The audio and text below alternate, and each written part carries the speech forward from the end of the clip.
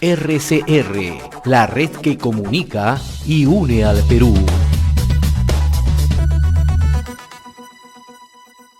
Seguimos a través de RCR, Red de Comunicación Regional. Y hace unos días se dio a conocer una información de sumo interés para nuestra economía, para el sector minero, ¿no? Y es que el proyecto minero La Granja está ubicado en el distrito de Corocoto, en Chota, en Cajamarca, que ha llegado para un acuerdo con la empresa First Quantum para desbloquear este proyecto, ¿no? Pero además se trata de un megaproyecto, hay que recordarlo, fue adquirido por Río Tinto en el año 2006, ¿no? Y desde ahí su avance es esperado, porque se trata precisamente de un megaproyecto, como le llaman, de clase mundial. Vamos a conversar justamente sobre este tema con el ingeniero Mario Cedrón, especialista en temas de minería y desarrollo, docente en la Pontificia Universidad Católica del Perú y conocedor profundo de los temas de minería y desarrollo. Qué gusto saludarlo, ingeniero, muy amable. Gusto de estar nuevamente con ustedes, José. ¿Qué importancia tiene este acuerdo para desbloquear La Granja, ¿no? Además, está proyectado por 5.000 millones de dólares, ¿no? Es un megaproyecto. Efectivamente, el Perú en los últimos tiempos, luego de la entrada en producción de Quellaveco, no ha tenido otros proyectos de importancia de lo que justamente está llamando usted un megaproyecto.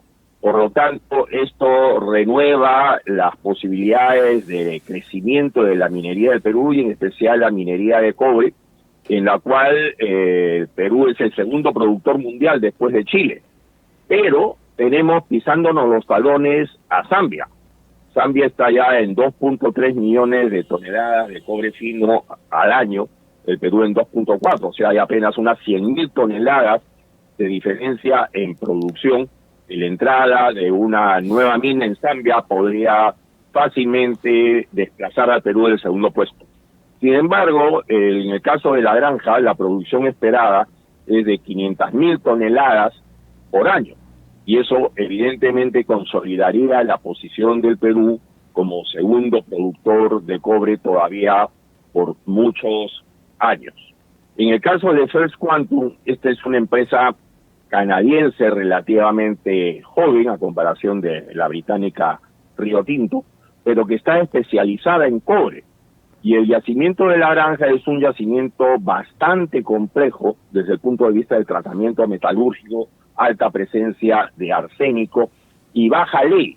Es una ley de apenas 0.5% cobre, que es lo que hoy en día se viene trabajando, como es el caso de Quellaveco, pero que hace pues 50 años, cuando estos yacimientos fueron descubiertos, la tecnología minera no permitía la explotación de yacimientos de tan baja ley.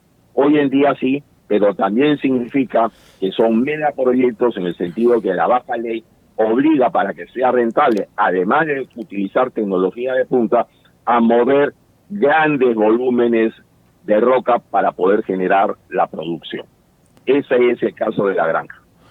Ahora, de cristalizarse, ingeniero Cedrón, este proyecto naturalmente va a convertir a La Granja en un importante productor de cobre, pero también, usted lo acaba de decir, logra que Perú tenga una mejor posición como destino de inversión, que es lo más importante. Y usted mencionaba que desde que se puso en marcha Quellaveco no tenemos una noticia que pueda establecer esta situación de la inversión en el Perú, y esto naturalmente es una buena noticia.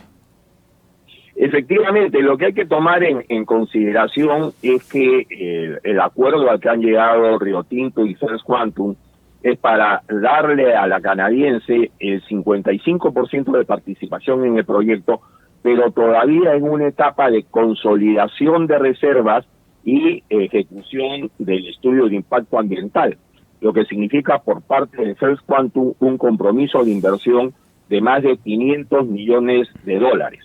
Con ello es de esperar que el proyecto llegue a la etapa en la que ya pueda efectivamente construirse y entrar en producción. Todavía estamos en una etapa de consolidación de las reservas, porque el yacimiento en realidad ha sido una muy grata sorpresa, ¿no? Este es un yacimiento, lo tenía antes de Río Tinto, Cambior, también era canadiense, pero no se consideraron las grandes reservas, no se habían descubierto todavía las grandes reservas, posiblemente reservas que aún van a ir aumentando. En este momento estamos hablando de más de 4.300 millones de toneladas de cobre, lo que convierte a la granja posiblemente en el mayor yacimiento de cobre en la actualidad. El otro tema es en el momento, en la situación en que se hace este anuncio, y es importante destacarlo, ¿no? Cajamarca, sus autoridades ahora tienen una visión propositiva de ver las inversiones en la región, ¿no? Hace unos días estuvo en Canadá el gobernador regional Roger Guevara, asistiendo a la principal cumbre mundial de minería, conocida como PIDAT 2023. Pero adicionalmente también hace unos días escuchábamos a Roger Guevara, al gobernador, en una disertación en el Instituto de Ingenieros de Minas de Perú, hablando sobre las potencialidades de la macrorregión norte. Es decir, hay una visión ya propositiva de ver. Y por el lado también de otras autoridades están viendo que esto de una u otra manera podría permitir y nuevamente el gran salto que no solamente espera el Perú, sino que espera Cajamarca. Es muy bueno que en el caso de Cajamarca el tema político haya evolucionado y que ahora tengamos autoridades que comprenden la importancia de la minería para la región. Además del gobernador, tiene usted al teniente alcalde de Cajamarca, que es el ingeniero Eduardo Quirós Rojas, ingeniero de minas, y él conoce muy bien la importancia de este sector y los beneficios que le puede generar a la región.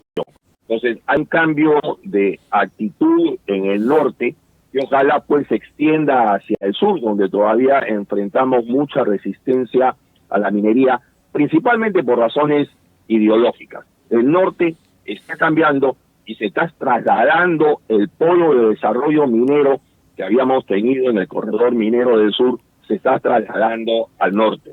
Recordemos que además Cajamarca tiene otros proyectos mineros. Conga, no debemos olvidarnos de Conga, que todavía está ahí, Yanacocha, sulfuros, Galeno, Michiquillay, es decir, hay un tremendo potencial minero en el norte que amerita también lo que llamamos el corredor minero del norte. Todo esto para bien del Perú. Usted que viaja mucho, usted que conoce mucho la disposición social, la disposición geográfica frente a los proyectos, ¿cómo impactaría esto en la economía regional de Cajamarca? Nos escucha mucho en Cajamarca y naturalmente una persona que conoce el tema sería interesante conocer su opinión. Bueno, el principal, hay varios aportes que la minería genera en la región, ¿no? El principal, evidentemente, para el gobierno regional, para las municipalidades, etcétera, es el canon minero, el 50% del impuesto a la renta que pagan las mineras. Esta es una cantidad de dinero muy, muy importante para hacer las obras de desarrollo que la región requiere, siempre y cuando sea pues bien utilizado, ¿no? Hemos tenido el caso de Gregorio Santos, que prácticamente dilapidó lo que había de canon minero y más bien dejó endeudada a la región hacia futuro, que el señor Guevara, Mesías Guevara, el anterior gobernador, poco pudo hacer con el canon minero, que estaba prácticamente ya comprometido en otras obras de menor trascendencia. Pero también hay un efecto multiplicador, hay la generación de empleo en la zona, no solamente el empleo directo en minería, sino también el empleo indirecto, que es aproximadamente 6-1.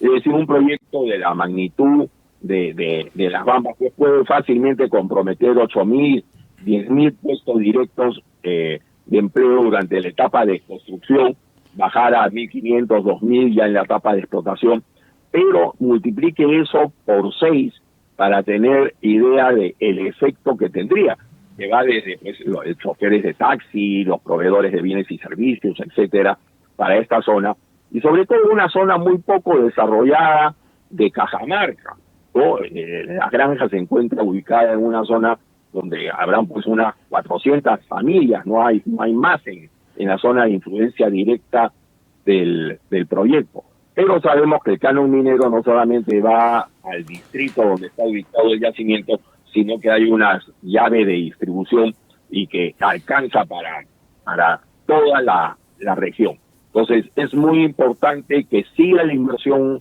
minera, que pongamos en valor nuestras riquezas minerales mientras éstas tengan alta demanda.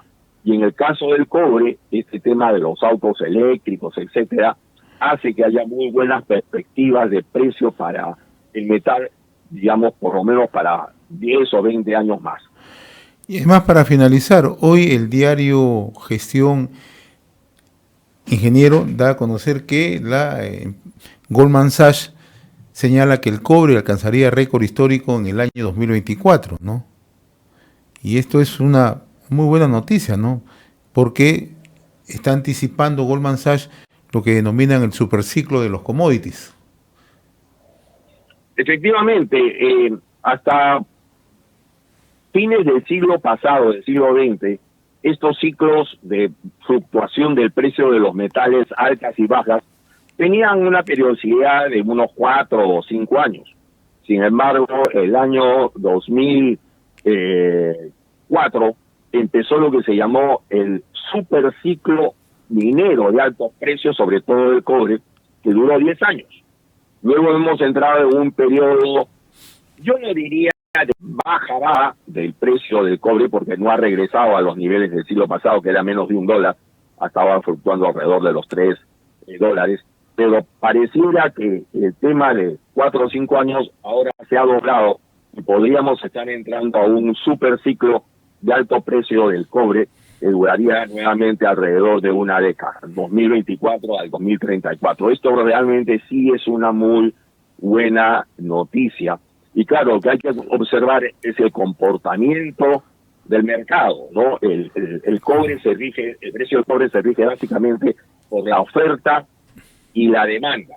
En estos momentos es la demanda la que está generando un alza del precio que esperamos que sea bastante permanente en el tiempo, como he mencionado. Pero también tiene que considerar que es un atractivo para que nuevos yacimientos entren en operación, y el Perú no está solo en el mundo.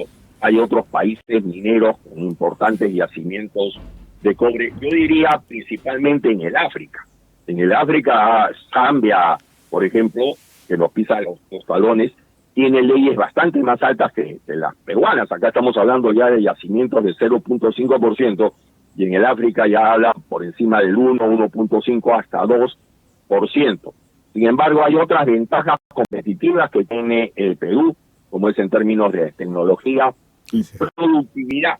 Esto hay que resaltarlo. La minería peruana es bastante más productiva que lo que es la minería en países africanos, donde es bastante menor, y esa es la gran ventaja competitiva que tenemos en el país, además de costos bastante moderados. Nos ubicamos en el primer cuartil de costos. Chile, por ejemplo, tiene un costo de electricidad sumamente alto de frente al Perú, hace que sus costos de producción sean más altos que los costos peruanos, ¿no? Entonces, hay que utilizar todas estas ventajas competitivas que tenemos y neutralizar las desventajas, que son básicamente la incertidumbre política, la inestabilidad, como la que hemos vivido en los últimos meses. Ingeniero Mario Cerón, como siempre, muy reconocido por esta comunicación con RCR, Red de Comunicación Regional. Ha sido un gusto dialogar con usted. Que tenga buen día. Muy amable. Igualmente. Hasta luego. Gracias. Hasta luego. RCR, la red que comunica y une al Perú.